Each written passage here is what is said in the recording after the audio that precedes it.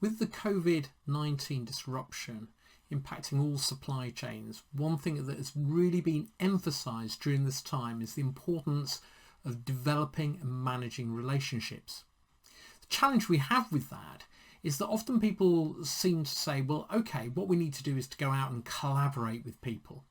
But me rushing out and saying, hey, collaborate with me to a supplier, you can probably guess the type of response you're likely to get. The point is, relationships, just like personal relationships, take time to actually develop. In fact, you have to go through a cycle of cooperation, coordination, and then collaboration. So, just as a bit of a crazy example, when I met my wife, we started off on cooperation. It was, hey, do you fancy going to the cinema on Friday night? And she basically said, well, I'm busy with my friends on Friday night, but I'm free on Saturday night. So we went out on the Saturday night. We then moved to coordination.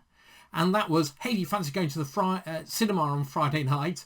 And she basically said, well, I'm busy on Friday night, but I'll see if I can move them to the Saturday night so I can go out with you on the Friday night.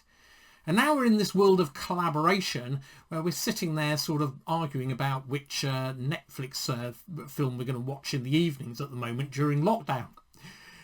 The point is, though, that you need to go through a development phase to develop these relationships. So actually us believing that we can just go up to a company and say, hey, collaborate with me, can be quite challenging. So relationships take time to develop. And if you think about going to the cinema, for example, it's actually quite a low risk date. It has a fixed duration, for example. You know how long it's going to actually take. It creates value for both parties. Even if you don't like the person, the film will give you something to talk about the following day at work or in school or something like that. So this thing of joint value creation becomes quite important as we're trying to actually develop those relationships.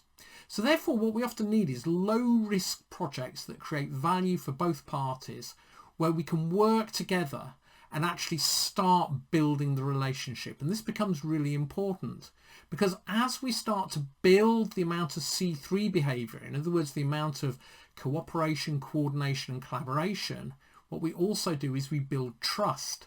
And when we build high levels of trust and high levels of C3 behaviour, guess what? We start to get win-win relationships within the supply chain.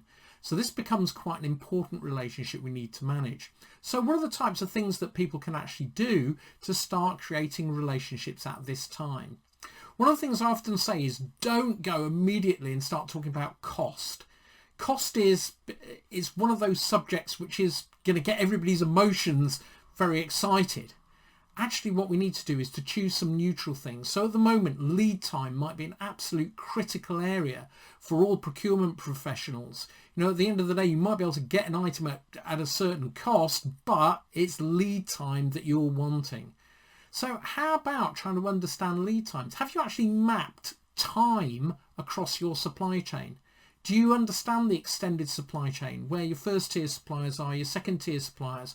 What are the lead times between them? So time is like a neutral subject. In personal relationships, it's a bit like talking about, I guess, sport or the weather. Maybe the weather's a better thing to talk about because, you know, sport can be very controversial.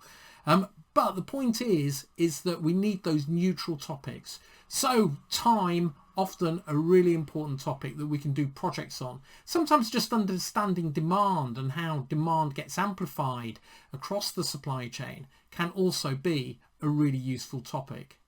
So the point is think about building relationships. They don't happen instantly. You need to go through that process of developing the relationship. Cooperation, coordination, collaboration.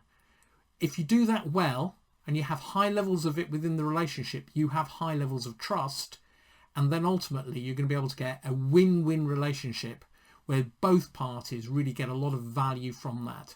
And in these COVID-19 times, that is critically important.